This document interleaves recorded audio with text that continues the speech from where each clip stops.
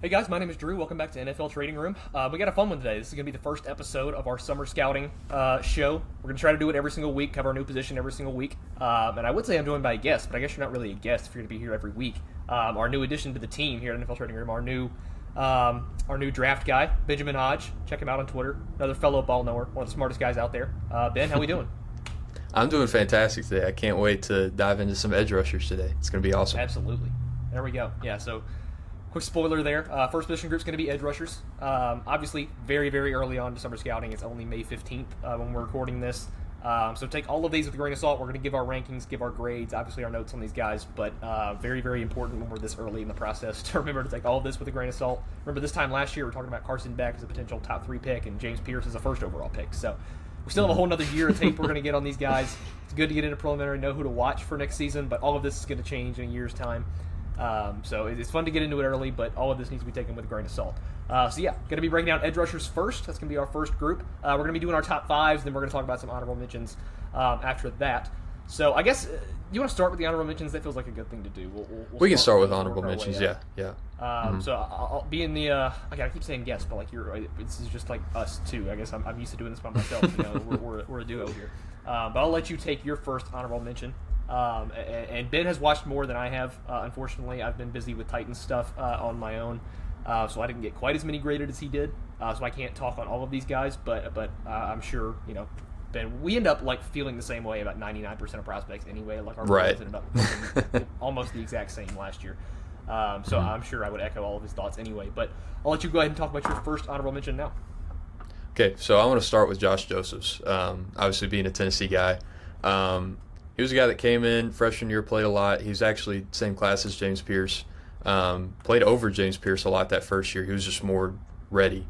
And second year was when James Pierce took that leap. Josh Josephs didn't play as much. Went into this season with a bit of a chip on his shoulder, and had a really nice year. He ended up starting a lot over James Pierce just because of how good he is against the run. That is his calling card. He's super long, super strong, which is kind of interesting for a guy that's like 6'3", 245. But he took like Austin Barber of Florida, who's going to be a tackle in this draft class.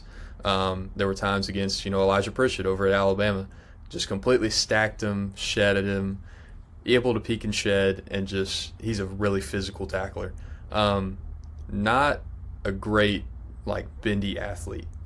He's got an explosive first step. Doesn't really have a pass rush move that he's marketed as effective. But he's got the occasional two-hand swipe. He can bull rush. But it's kind of all over the place as far as the pass rush profile goes. But he's going to be a high floor guy, just as a guy that's a good athlete that's going to play the run hard, going to play physical. And there were a couple of times where he dropped in coverage and showed some nice things, but it wasn't like James Pierce dropping in coverage. But yeah, really high character guy. Me being plugged into that Tennessee program. I think he's going to be probably a late day 3 guy or late day 2 guy, maybe early day 3. But you never know, guy could take a pass rush jump this season. But I really like his floor as a prospect. Yeah, for sure. It's going to be fun to talk about all these Tennessee guys as we go on because we got Ben to give us the inside scoop on those guys. Like Jermod McCoy, I haven't watched him yet, but I'm super excited to watch him. He's so good. He's going to be a top 50 guy for everybody. I can't wait for that. I got one game of Joseph's. I got the Oklahoma game in, so I'm not super versed in all of that, but I can definitely echo the run defense thing. The stack and shed is awesome. And it's weird. Wasn't Pierce listed at 245 as well? Or around 240? Yes. Every one of our edge rushers. He's so much stockier than 240. He looks a lot stockier than 245. Maybe it's just the opposite of Pierce, who's super lanky and carries that weight well. But Joseph, he looks a lot shorter and stockier and more built than that, and it shows in the run defense. He's definitely a guy that is going to be a force on near the edge. And I'll jump straight into mine. I'll go with Quintavious Hutchins, the edge rusher out of Boston College. And this is a guy that me and Ben actually talked about watching Donovan Ezeraku last year. This guy we jotted down in our little shared notes. And he's an interesting one. It's weird because they're very similar stylistically, opposite of each other. I don't know if it's something they teach over there at Boston College, but he's another very lanky, long, lean speed rusher, very, very bendy, very flexible. Got a lot of ankle flexion. this is the first guy, probably the only guy I might have on this list that I think has to be a DPR. Like, there's no way you can have him, which is a designated pass rusher for anybody out there. There's no way you can have him on the field on rundowns. Like, I think he's listed around that 240 thing. And all these measurements, like, we're not close enough to the draft to have anything official. And these team measurements are always way off. But he's light. It shows. He uses his length well for a guy that's that size. Like, there's some decent splash reps in run defense, but when you get to the next level, like watching him against Missouri, especially like those 2 NFL tackles they had there, I mean, he's just getting washed out of the play on a consistent basis. Doesn't have anywhere near the anchor you're going to need to be a successful run defender at the next level. But again, he is very, very twitchy, very bendy. That's where he makes his money, is on passing downs. He's got that ankle flexion. He gets low to the ground going around the corner. He's got a wicked first step, really, really twitchy off the line of scrimmage. The hand usage is also really impressive for a guy that light. I think when we originally talked about him, I mentioned that the Boston College kids, that they're like windshield wipers for those hands. Like, they're so active all the time, both against the run and as pass rushers. So that's nice to see, even for a guy that light, still having the active hands like that. You really never saw a counter. I think if his first that speed around the corner threatening the outside shoulder didn't work, he was kind of shut down. But again, for a twitchy athlete, I have like my grades in summer are so loose because everything's going to change. But I try to give just general grades on these guys. He seems like an early day 3, kind of designated pass rusher to me. But Ben, I know we both watched this guy, so if you have any extra thoughts on him. Yeah, that Pitt tape, which seemed to be the best game of any edge rusher, especially in last class, unbelievable as a pass rusher. Just that first step. But like you said, complete non-factor against the run. And, that's not necessarily – I mean, you'd like him to be better against the run, but there is a role as a DPR in the NFL. But I do think he has to develop some more, like, you don't have to have a deep bag. Like, you need to have, like, 2 to 3 moves that you can be able to work and counter off of each other. But he's, along with a guy we'll talk about later, probably in the conversation for the bendiest rusher in this class. So I really like his upside. But like you said, I don't think there's any way he's 240 pounds. He looks like he's about 230, he's like 230 out there. Yeah, he's lean. But, oh yeah. But like, being that size and being that athletic, there are a couple times where he dropped in coverage, and I think it was against Louisville he had an interception. Yeah. So just a really, really good athlete. Theoretically high ceiling, but got to be more stout against the run. For sure. And I know it's like there's real defensive uses behind it sometimes, but there's really nothing that makes me more mad than watching these guys drop into pass coverage when I'm trying to watch our rushers. It's the most frustrating thing in the entire world. The only fun rep I've ever seen is the guy we'll talk about later from Penn State. Oh yeah. Which we'll break that down. But yeah, you want to go to your next honorable mention there? Yeah, I'll go to Suntarine Perkins over at Ole Miss. It was somebody that you mentioned during last cycle as a guy to watch for this class. Mainly watched his games against LSU and Georgia. It was kind of interesting. He started over Princely Emmanuel at that Leo position that Ole Miss runs a lot, or Jack, whatever you want to call it, as that kind of one-sided edge rusher. But he's really undersized. He's listed at 6'1", 215. I'd say he's probably 6'1", 225. But he's really light. I don't think he's really super long, but he plays really hard. Great athlete. Probably going to be a guy similar in that Jalen Walker conversation where is he a linebacker, is he an edge rusher? But in the games that I watched, he didn't take a single snap at off-ball linebacker. The ones where he wasn't lined up at edge, he was lined up over a center or guard getting ready to rush. And he did play kind of that Jalen Walker role where he's, playing a spy, just kind of playing that contain role. Not a super advanced pass rush plan, but again, a great athlete, plays with a lot of effort. And a guy that hopefully can put on some weight and should see as a riser in this class. Yeah, for sure. Yeah, Perkins is a guy that I was on probably in October last year. I noticed him watching that that whole Ole Miss defensive front. Like we were watching Princely and Jared Ivey and Walter Noah and all those guys. And he popped the most out of all those guys to me, honestly. And it's not a guy I finalized. I've watched a lot of tape on him, obviously being this long, but I don't know where I like him, honestly. That's why I didn't want to throw him on this list because I don't know where I'm going to put him at when he's finalized. And I'm pretty woke when it comes to this stuff. Like I had Jalen Walker as a full-time edge. I'm not super like measurables. I'm not a huge measurables guy. I'm not going to rule somebody out because of that. Jalen Walker was 240, 245, and I have high 230s probably, and I had him as a full-time edge. I don't know that even I'm woke enough to have a 220-pound edge rusher. That might be too far for me. I'm not sure I'm ready to have a 220-pound linebacker, honestly.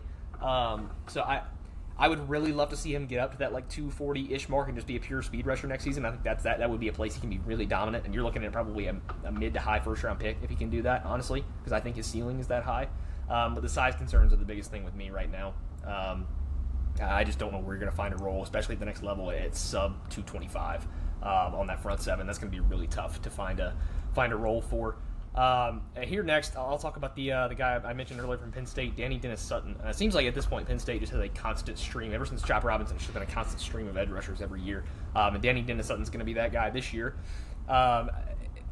It's weird, though, because we mentioned this right before we started the show, that Penn State, it's been a type for edge rushers all the way through. They're all very similar stylistically until Danny Dennis-Sutton. He's listed at, 6'5", 265, somewhere around there, and you see he's like 275. He's super long. He knows how to use his length really, really well, but you don't see that translate to the run game, which really concerned me. And again, there were some splash plays, like where you see that the stack and shed wasn't bad for a guy that long, but the anchor is disastrous. I mean, you saw him, for a guy that's 260, he'd get washed out of the play constantly, and that really concerns me. And you see we mentioned like Chop Robinson and Abdul Carter and all those guys. They're very twitchy, very bendy speed rushers usually. And he's got that first step. Like, he explodes off the ball. It's noticeable. He's 2 or 3 yards covered already before the tackle's out of their set. And he's got that around the corner. He's not the bendiest guy in the world. I don't think he's stiff necessarily, but he's not going to be a guy that's really like getting, like Hutchins, for example, like horizontal to the ground almost around the corner. He really makes his money with that dip and rip. Like, he'll get he knows how to beat a guy to his spot and get under that shoulder. He makes a lot of money on that dip and rep. I thought that was really, really nice. Speed to power, I thought, was really good. He's got kind of a dangerous long arm, which is nice to see from a guy that's probably got like 33-inch arms at least. Just from obviously we're way out from measurements like that, but just from eyeballing it on tape, he looks like he's got really long arms. And he knows how to use his leverage. Even for being a guy 6'5", he's able to get leverage on that long arm and really cause some devastation there. And I mentioned he's got the tools as a run defender, but you got to fix that anchor. He's got to get more disciplined. But I think the ceiling is really high for a guy that's got that level of athleticism at 6'5", 260. He's got, like we mentioned, the bag is not the most important thing in the world. You only need 2 or 3 ways to win, and I think between the speed to power, between the long arm, between that dip and rep, he's got enough to kind of chain off of each other. I didn't see him counter that, enough, but I believe that was his first year starting, right? I think so. Yeah, so it's a guy that doesn't have the most experience in the world. We'll see him continue to develop this year. But the tools really impressed me. He would have been the next guy up for my top 5. He was the first guy out. So I really enjoyed his tape. And that one thing we mentioned against Notre Dame in the playoffs, they dropped him into coverage. He's a flat defender in cover 2.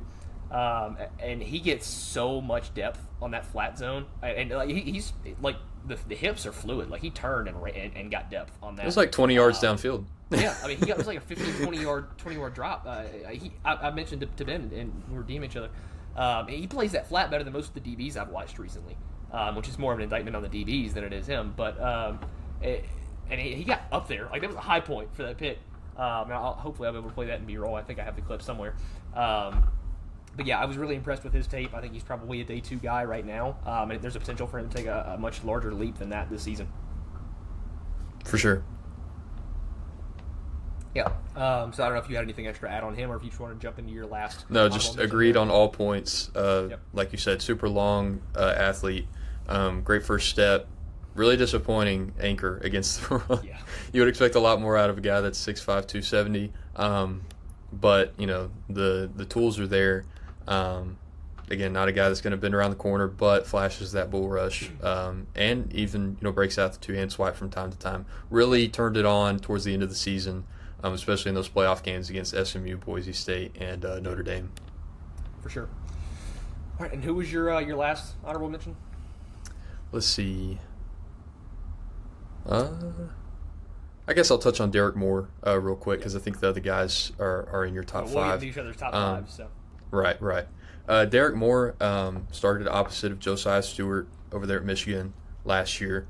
I would say he's almost like a 70% Josiah Stewart. He's not as good of an athlete as Stewart. He's not as good at anything as Stewart is, but he's a guy that's going to play hard coming out of that Michigan program. I I think he has lapses against the run where he, kind of gets lost and can maybe get washed down. But for the most part, he's going to play with a high motor, and he's able to lock out. Like I watched his tape against Minnesota and Alabama in the bowl game. Had a really nice day against Caden Proctor, who I'm a guy that is pretty high on Proctor. But he was able to get under his chest a decent amount. And, I think he's listed at like 6'2", 240. So he's kind of got that natural leverage to him. But I think he's pretty long for that height. But again, no real pass rush plan right now. He's got a decent bull rush, but he's not a guy that's going to threaten the corner really. But, you're always going to take a guy on day 3 that's going to play with a high motor, going to play on early downs. And he had a couple times, again, like with all these guys, they're going to drop in coverage from time to time. He had some nice plays where he was able to pick up a tight end here and there. But yeah, solid player, not a super high floor, but should be a draftable player in this class. Yeah, for sure. And I think that gets should be it for all of our honorable mentions that won't be on one of our top 5s. So jumping into our top 5 list here, I guess I'll go ahead and jump into mine. My 5, and I think we have most of the same players, just in a little bit of a different order. So my 5 is going to be Cashius Howell, the edge rusher out of Texas A&M. And I think that was the one guy you were hinting to earlier when we talked about Hutchins, who might be the other bendiest edge rusher in this class. Really, another smaller guy where he's like, probably, I think he's listed at 250. He's probably a little bit lighter than that, in the mid 240s, what it looks like to me. And you see that, he's twitchy enough to make up for, like, you got, if you're going to be that small, you got to be twitchy enough to justify it, and he is, to me.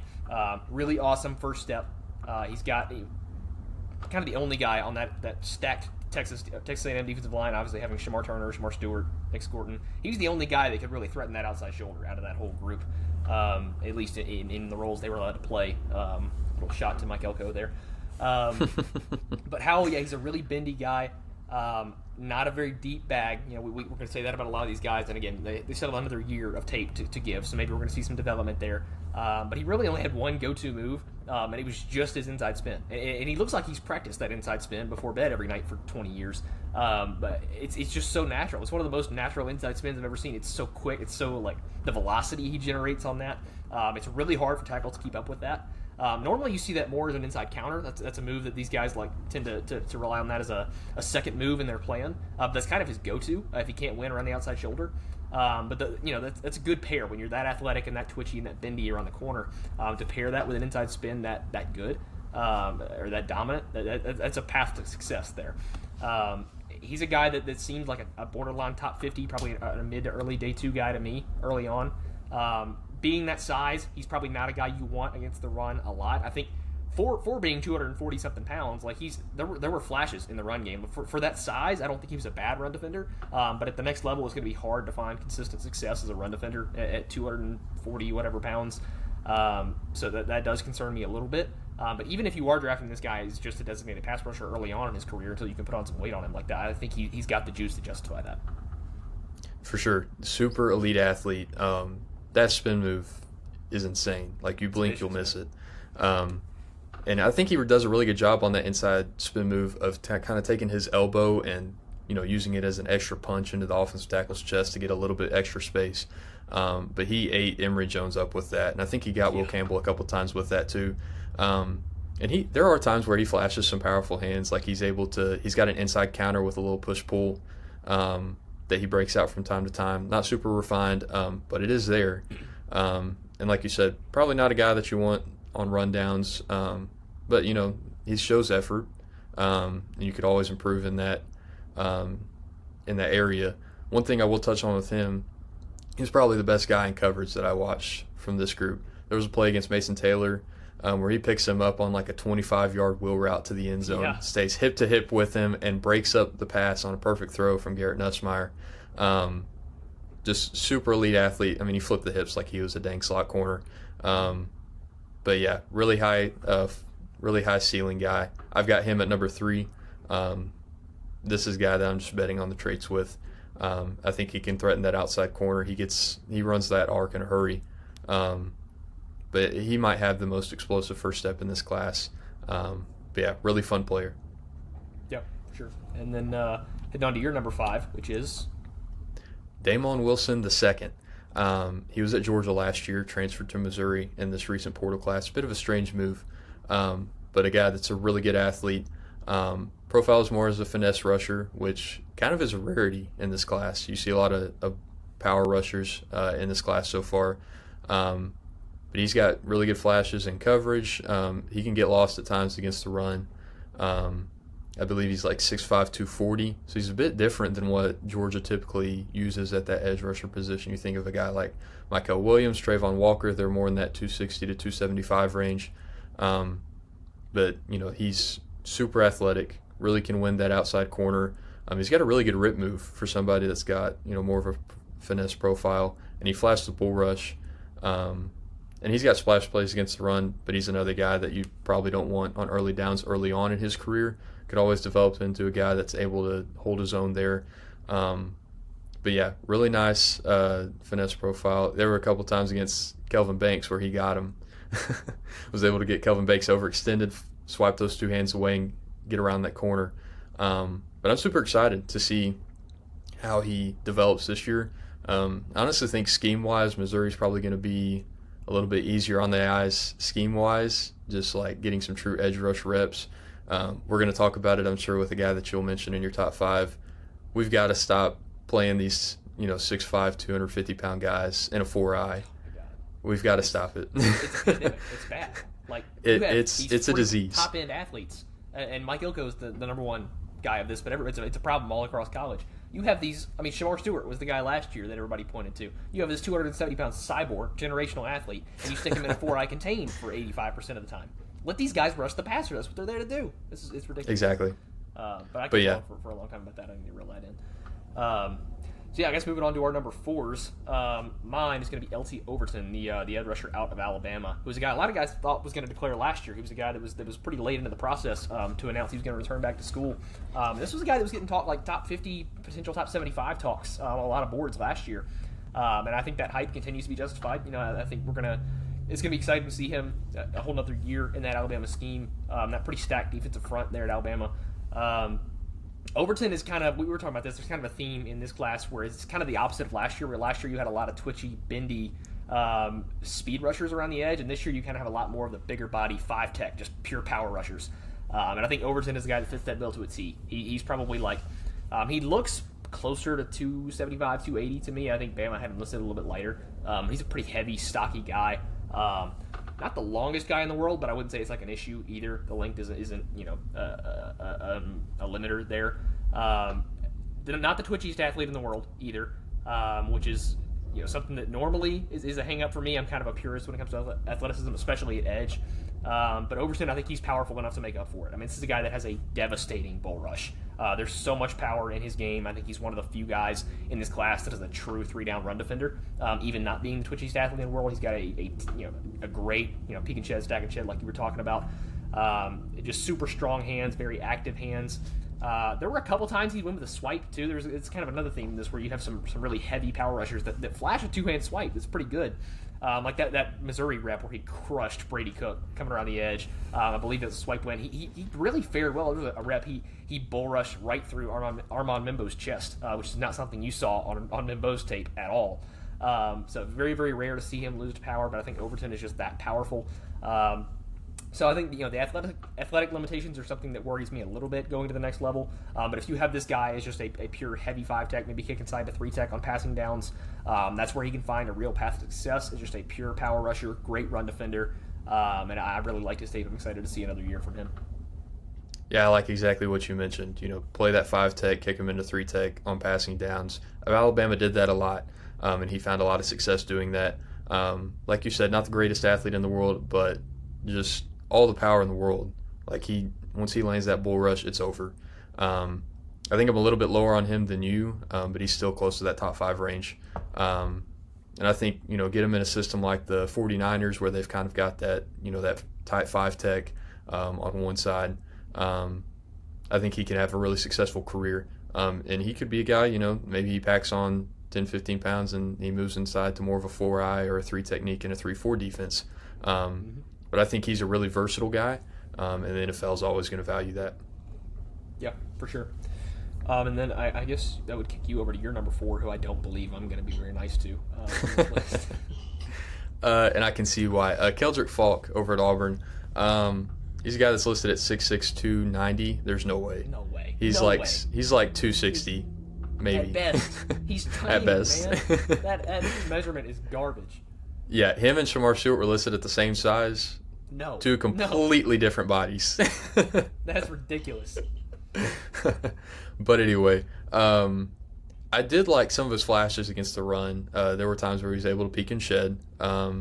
And Auburn lines him up all over the place. Like, there were times where he was in a wide 9. There were also times where he's head up on the center. He played a one-tech like half the time. I know. But super raw right now. There's really no pass rush plan. I did like his long arm that he broke out, kind of pressing the corner. But at that size, he can play high at times. He really needs to work on getting low. And that's just hard at 6'6". But even with how raw he is as a prospect, he plays really hard, and that's something I'm always going to value. If I see you take a play off, it's not that I'm going to write you off, but we got to play hard. And I thought he had a good first step at his size, with those long levers. But again, a guy that's got to refine his game. I'm going to bet on the traits here, but I would not be surprised if he's a guy that could fall or could rise up. The super high ceiling, super low floor here. But yeah, I think that's why you're a bit lower on him than I am. But yeah. Yeah, for me, and again, I'm somebody like if you followed any of my work as a draft analyst, like I am a as far as you can get on the betting on athletic traits. Like, I am not a floor refined guy at all. Like, this is coming from a guy who had Shamar Stewart 7th on his board. Like, I love taking shots on those mystery boxes that are athletic and raw and just need development. But you need something to build off of, and I just don't see that with Keldric Faulk. Like you mentioned, supposedly 6'6", 285, not a chance in hell. And now again, that's still great size. Like 6'6", 260 is not, or 270, whatever it may be, because it's kind of hard to judge when you're that tall and lanky. Like, the weight distribution can get kind of funky. But still at that size, like, his closing burst is freaky. Like, that first step, like, he's a top end athlete. Like, that, there's no question about that. But to me, Keldric Faulk is exactly what people thought Shamar Stewart was last year. Like, Shamar Stewart got this rep as a guy that really just had no idea what he was doing as a pass rusher and was completely raw and just an athlete. But to me, I don't think the tape showed that. I thought he was an elite top-end run defender. I thought he clearly had a pass rushing plan. A lot of times he was just held back by his scheme. A lot of times Faulk is kind of just allowed to pin his ears back and rush the passer, and there's zero move or plan, or there's nothing other than run into the guy in front of you. And you mentioned, like, there were a couple times he flashed a bull rush and a long arm, which were nice because he's got the length, he's clearly got the power. But the hand usage is a mess. The hand placement, the timing, it's all completely off.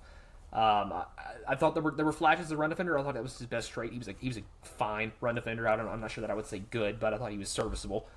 Which at that size, you kind of need to be more than serviceable, especially to make up for the lack of pass rushing juice that he has, in my opinion. So that was why I'm going to be a little bit lower on him. I think I probably got like a late day 2 grade on him. People are talking about this guy as like potential top 10 player in the class, and I understand. Yeah, I don't see that. And that's really hard for me to get behind. I just think you have to have some sort of foundation to build off of, and I just don't get it as a pass rusher. There's nothing there, and there's not nearly as much as a run defender to make up for that to me. So unless this guy can really do a complete 180 in terms of development as a pass rusher this year, this is probably going to be the first guy I'm a lot lower on consensus. So that's why I have a little bit of a harder time with Keldric Faulk. But moving on to my number 3, Mateo Uyunglele, right? I'm going to butcher that Close name. enough. I'm not going to get pronunciations right until like February or March of next year. I'll just be honest about that right now. But the edge rusher out of Oregon, and I keep saying edge rusher. I tend to kind of split my terminology between, like, edge rushers to me are like that more like 7-tech wide 9 guys, and like I use D end for like the 5-tech that can kick into 3. Like, that's kind of my terminology. We've jumped the shark on defensive line terminology a long time ago. Nobody knows what anything means anymore. But so he would be a D end for me. And honestly, I'm just gonna call him Mateo because I can't pronounce that last name. He is like if I was building a defense, he is my ideal 5-tech. That's exactly what I want playing 5-tech for me. He's a guy that's 6'3", 6'4", he's 270, and he looks right about 270. Like, I think that measurement is right. And he's one of the better athletes in this class to me. Like, this is a guy that's twitchy. He's got a lot of burst at 270, moves very, very well, carries that weight very, very well. In a class full of guys that are really shaky run defenders to me, he was incredibly refreshing to watch. He's the best run defender in this class. Well, I would say he's right there with another guy we're going to talk about later from Miami as the best run defender in this class to me. I think I'd probably give him the nod for number one. I think the hands are just relentless. They're so strong. They're so violent. He has teach tape on how to stack and shed. Like he is just the quintessential run defender at 5 Tech. I think the bull rush, and he's a guy that suffers from the thing we were talking about earlier, where Oregon has him at a 4-eye contain 85% of the time. When this guy is bull rushing, Donovan Jackson, and Josh Simmons, and first round offensive lineman all over the board, like he gave Marcus Bowe, I keep forgetting the M is silent, like he gave all of these top end NFL offensive linemen like long days. To me, he was probably the best player on that defensive line behind Derek Harmon. And I think I was a big Jamari Caldwell guy, so you can throw him in that range. But the bull rush is when he got to actually pin his ears back and rush the passer. The bull rush was dominant. I thought he flashed a long arm too. He's another guy that he's pretty flexible. There was some bend for 270. Like there were a couple times he beat Marcus Bowe around the corner, which is like Marcus Bowe is one of the faster, more athletic, rangy tackles I've watched in a long time.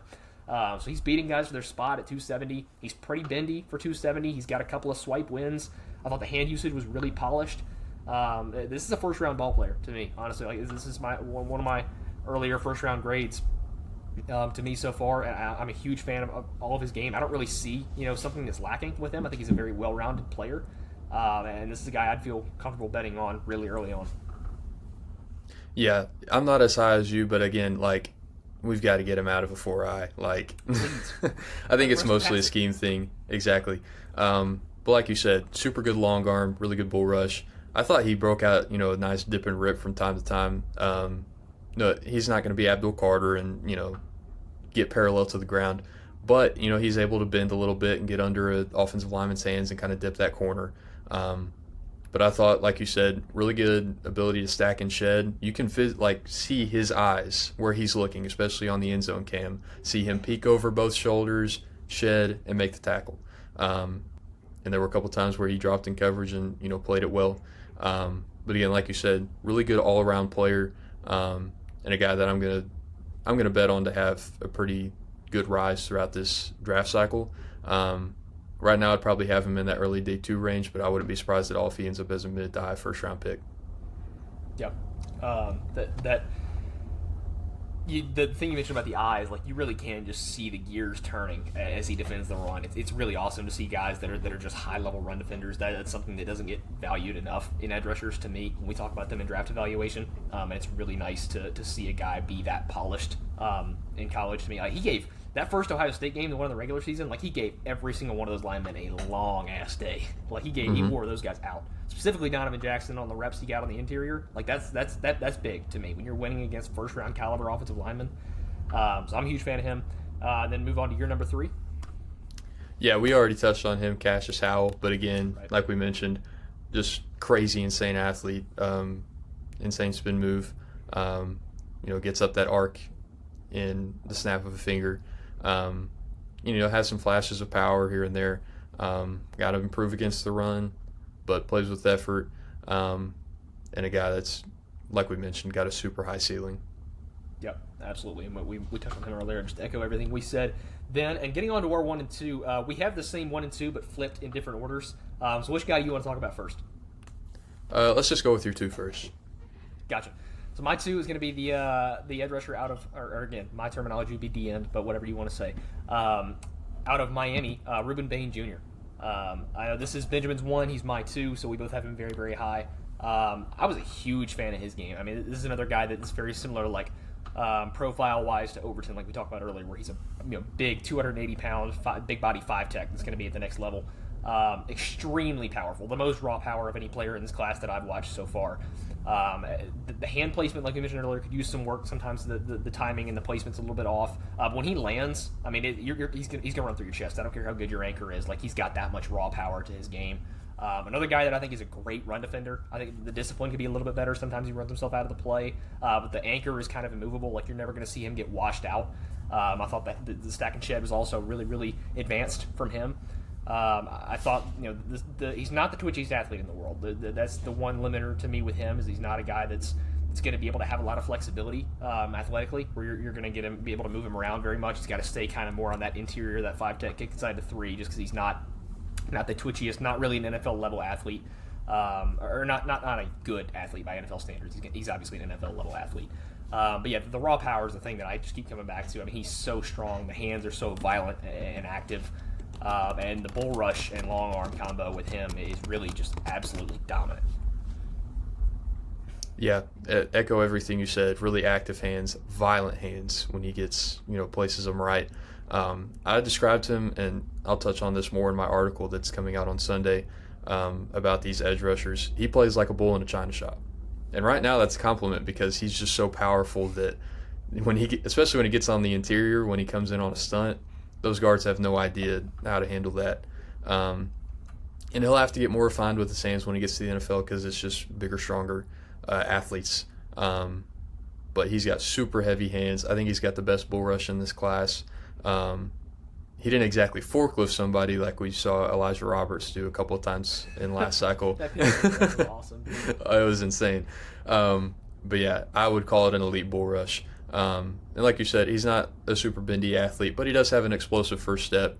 And I really like his ability to counter with rips. And, he broke out even a swim move, which was, I think, the only guy I've watched so far this cycle that was able to break out a spin move decently, consistently. But yeah, I really like Bain. He's my one. And like you said, I think he's pretty good against the run. There are times where he takes himself out of the play. But I really like how he sets the edge. I don't think he's as good as peeking and shedding as maybe a guy like Mateo is, but I think he's got no issues doing that. Yeah, absolutely. I think a bullet shot shop is a great way to put how he does because he's so damn powerful, but a lot of times he's kind of reckless. And I think something I put down in my notes is that he kind of gets there before his hands does. Like he's so powerful and has such a good first step that he gets there before he's really ready to. And you see that the hands come in late, like I mentioned the timing earlier, where it's a product of his own power and athleticism, where he's just too good of an interior force right there, where he comes in before he's really ready to start being active with his hands. But because he's so powerful, he can kind of come in late and still be active with his hands, even after a tackle's already gotten in his frame. So yeah, awesome player, easy first round grade for me. I know he's your one. Moving on to your 2 and my 1, and currently my number 1 overall player in the class. And I haven't watched all the QBs, so I'm only like 15 prospects in, so that's not a huge thing yet. But still, currently my number 1 overall player in the class is T.J. Parker, the edge rusher out of Clemson. And I'll let you take the lead on this one since I took the lead on Bain. Yeah, T.J. Parker was a really fun watch. I thought he was very strong against the run. Plays with heavy hands. He's a pretty good athlete. Really explosive first step. Not going to bend that corner like we've talked about a bunch in this class. But I thought what was maybe my favorite part of his game was he was a great tackler. There was I believe it was against South Carolina. He's able to recognize that there's a screen coming, gets off his block, and flies out to the receiver. It's on the opposite hash, and the receiver's running down the sideline, and he kind of does an inside spin move, and T.J. Parker's right there and absolutely flattens him, drives him through the turf. And that was awesome to see. I love when edge rushers give effort like that downfield, especially on a tackle like that. He's a guy I would describe as a hand fighter. His hands never stop. And I think he's got really refined placement right now. And I would say he's definitely a power rusher right now over finesse. Really good bull rush. Flashes the long arm. And I think he's got a really good rip move as well. And like we mentioned, plays with a great motor. Yeah, exactly. I think that effort and the motor thing you're talking about, I'm not somebody that's like the biggest guy in the world on that. I'm not going to weight that super heavily, but it's hard not to with TJ Parker. I've never watched a player in my not very long career of evaluating these guys, but TJ Parker, his motor is white hot 110% of the time. He's never given up on a play in his life. He's constantly, like you mentioned, tracking down plays from the opposite hash all the way down the field. And you see the hands. Like I think I had relentless hands in all caps on every single one of my game notes from every game I watched from him. They never stop moving. They are always going at 110 miles an hour. It's restless. It's relentless. They're violent hands. And the biggest thing to me is there was a rep in the Virginia Tech game, which again hopefully I'll be able to dig up for this, where he does it in every game, I guess, but the rep that comes to mind is the one from the VT game, where he's physically prying hands off of his frame from offensive tackles. Like, do you know how strong you have to be as an edge rusher to physically pry an offensive tackle's grip off of you? It's the strength that he has, and he's not like, again, probably a mid 260s guy. Like, he's not the heaviest guy in the world. He's not small, but not like the size of some other guys we talked about in this video.